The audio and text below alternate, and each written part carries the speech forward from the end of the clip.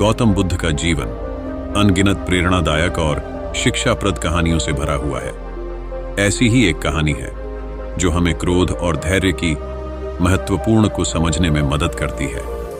यह कहानी उन लोगों के लिए भी प्रेरणादायक है जो अक्सर क्रोध में अपना संतुलन खो बैठते हैं। गौतम बुद्ध अपने शिष्यों के साथ एक गांव में भ्रमण कर रहे थे। बुद्ध के उपदेशों और धम्म के मार्ग पर चलने के लिए लोग बड़ी संख्या में एकत्रित होते थे। बुद्ध के प्रवचन सुनने के लिए गांव-गांव से लोग आते थे और उनके उपदेशों से प्रेरित होकर अपने जीवन में परिवर्तन लाते थे। एक दिन जब बुद्ध अपने शिष्यों के साथ बैठे थे और लोगों को उपदेश दे रहे थे, तभी एक व्यक्ति वहां आया। वह व्यक्ति बुद्ध के प्रति अत्यंत क्रोधित था। उसने बुद्ध के बारे में कुछ गलत बातें सुनी थी और उसी क्रोध में भरकर वह उनके पास आया था। उस व्यक्ति का नाम देवदत्त था। देवदत्त ने आते ही बुद्ध को अपशब्द कहना शुरू कर दिया। तुम्हें क्या लगता है, तुम कौन हो? देवदत्त चिल्लाया। तुम्हारे प्रवचनों से लोग भ्रमित हो रहे हैं और तुम सबको गलत मार्ग पर ले जा रहे हो। बुद्ध ने देवदत्त की बातों को शांति से सुना और एक हल्की मुस्कान के साथ उत्तर दिया। बुद्ध ने कहा, भाई, अगर तुम्हारे मन में कोई प्रश्न है या कोई शंका है तो तुम मुझसे शांति से पूछ सकते हो। क्रोध में कहे गए शब्दों का कोई अर्थ नहीं होता। बुद्ध की इस शांति और धैर्य ने वहां बैठे सभी लोगों को चौंका दिया। उन्हें लगा कि बुद्ध क्रोधित होकर देवदत्त को जवाब देंगे, लेकिन बुद्ध ने अपने धैर्य और करुणा से देवदत्त को शांत करने का प्रयास किया। बुद्ध की शांत प्रतिक्रिया ने देवदत्त को और भी अधिक क्रोधित कर दिया। उसने और भी कठोर शब्दों में बुद्ध को अपमानित करना शुरू कर दिया। तुम झूठे हो, तुम धोखेबाज हो, देवदत्त चिल्लाया। तुम्हारी बातों का कोई अर्थ नहीं है।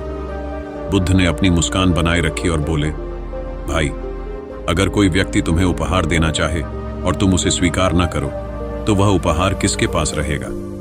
देवदत्त ने गुस्से में उत्तर दिया, स्वाभाविक रूप से वह उपहार देने वाले के पास रहेगा। बुद्ध ने कहा, ठीक इसी तरह अगर मैं तुम्हारे अपशब्दों को स्वीकार नहीं करता तो वे तुम्हारे पास ही रहेंगे। बुद्ध की इस बात ने देवदत्त को गहराई से सोचने पर मजबूर कर दिया। उसने अपने क्रोध को शांत करने का प्रयास किया और बुद्ध की ओर देखा। भगवान, मैं आपसे क्षमा चाहता हूं। मैंने आपके बारे में गलत सुना था और उसी क्रोध में आकर मैंने आपको अपशब्द कहे। बुद्ध ने मुस्कुराते हुए कहा, भाई, क्षमा करना एक महान गुण है, लेकिन उससे भी बड़ा गुण है अपने क्रोध को पहचानना और उसे शांति में बदलना। क्रोध हमारे मन को अंधकार में डुबो देता है, जबकि शांति और धैर्य हमारे मन को प्रकाश में ले जाते हैं। बुद्ध की शिक्षाओं ने देवदत्त के मन में गहरा प्रभाव डाला। उसने अपने क्रोध को छोड़कर धैर्य और शांति के मार्ग पर चलने का संकल्प लिया। देवदत्त ने बुद्ध के चरणों में प्रणाम किया और कहा, भगवान, कृपया मुझे अपने शिष्य के रूप में स्वीकार करें। मैं आपकी शिक्षाओं का पालन करके अपने जीवन को सुधारना चाहता हूं। बुद्ध ने देवदत्त को अपने शिष्य के रूप में स्वीकार किया और उसे धम्म के मार्ग पर चलने के लिए प्रेरित किया। देवदत्त ने अपने जीवन में बुद्ध की शिक्षाओं का पालन किया और क्रोध को शांति और धैर्य में बदल दिया। गौतम बुद्ध की इस कहानी से हमें यह सीखने को मिलता है कि क्रोध में कही गई बातें न केवल हमें हानि पहुंचाती हैं, बल्कि हमारे आसपास के लोगों को भी प्रभावित करती हैं। हमें अपने क्रोध को पहचानकर उसे शांत करने का प्रयास करना चाहिए। बुद्ध की शिक्षाएं हमें यह बताती हैं कि धैर्य और शांति ही जीवन में सच्ची शांति और सुख का मार्ग है। बुद्ध ने हमें सिखाया कि क्रोध हमारे मन और जीवन को अंधकार में डुबो देता है। हमें क्रोध को पहचानकर उसे शांत करने का प्रयास करना चाहिए। इसके लिए ध्यान और आत्मनिरीक्षण बहुत महत्वपूर्ण है। ध्यान के माध्यम से हम अपने मन को शुद्ध और शांत रख सकते हैं और किसी भी प्रकार की नकारात्मकता से बच सकते हैं।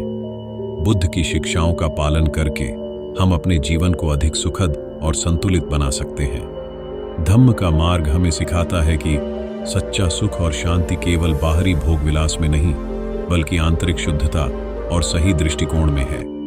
हमें अपने मन को शुद्ध और शांत रखना चाहिए और किसी भी प्रकार की हिंसा या द्वेष भाव से दूर रहना चाहिए। गौतम बुद्ध की इस प्रेरणादायक और भावनात्मक कहानी से हमें यह सीखने को मिलता है कि क्रोध का सामना शांति और धैर्य से करना चाहिए। किसी भी परिस्थिति में हमें धैर्य और शांति का मार्ग नहीं छोड़ना चाहिए। बुद्ध की शिक्षाएं आज भी हमारे लिए अत्यंत प्रेरणादायक हैं और हमें अपने जीवन में सकारात्मक परिवर्तन लाने में मदद करती हैं।